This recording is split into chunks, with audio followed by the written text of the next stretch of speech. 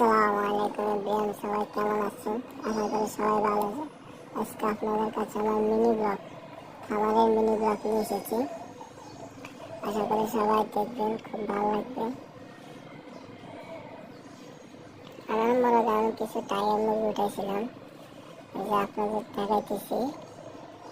এই যে এই দেশের আপনার প্রায় মুরগি উঠেছি 15টা, তার মধ্যে এখন আছে 5টা। আর বাকি যে 10টা ছিল 10টা নিয়ে গেছে। আর এখান থেকে আইসে খামার থেকে আইসে নিয়ে গেছে মিনি খামার থেকে। আমি আশা করছি আবার উঠাবো।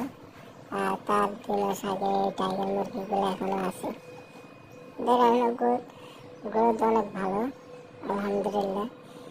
যদি ওরা থাকে তার বেশি সময় লাগবে না ডিম দিতে।